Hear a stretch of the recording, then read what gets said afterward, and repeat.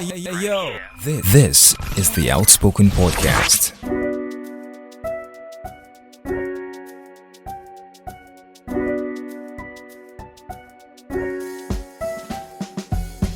Stay true to yourself, and something genuine will find you.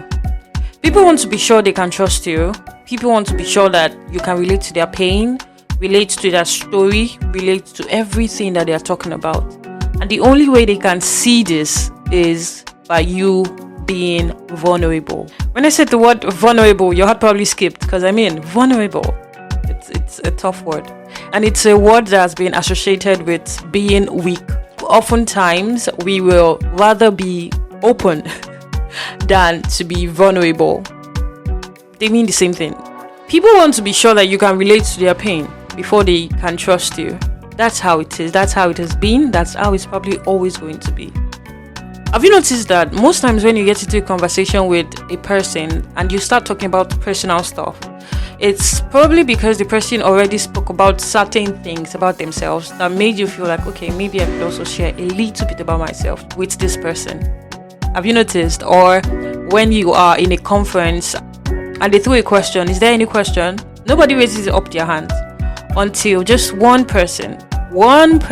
icebreaker, let's call the person an icebreaker, raise up their hand. I have a question, and they ask the question. All of a sudden, you receive floods of hands. Then you'll be wondering, where did all these hands come from? You asked the question earlier. Is there any question? And nobody raised their hands up.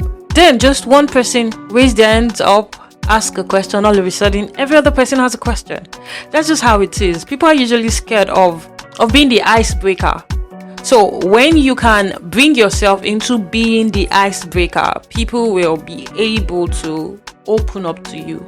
People will be able to trust you, because it's easier to trust somebody that you can see. It's easier to trust somebody that has come to you open. It's easier to trust that kind of a person. Because when this other person has opened up, you're already in the stage where you're like, okay, this person has a lot to lose, but I have nothing to lose. So, okay, let me also pay them back by just a little bit of myself.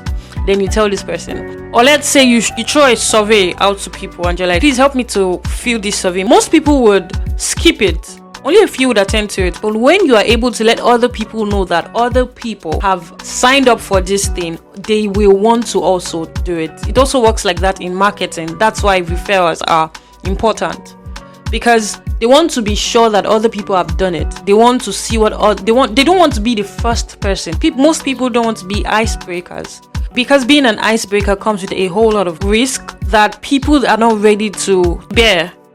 So what you want to do is always be open to people. I'm not saying be open to just anybody.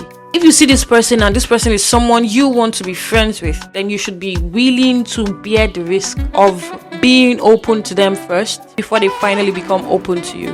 When you do all of this, you notice that having conversations with people, it's actually not so hard. It's just people want to talk. People want to talk about themselves. People want to talk about the things they're going through. But they need to be sure that you are actually interested in them. They need to be sure that they can trust you. They need to be sure that when they come to you, they're not going to hear what they have said to you in someone else's mouth. You need to make yourself vulnerable first, so they can be sure that they can trust you, because you also have something to lose.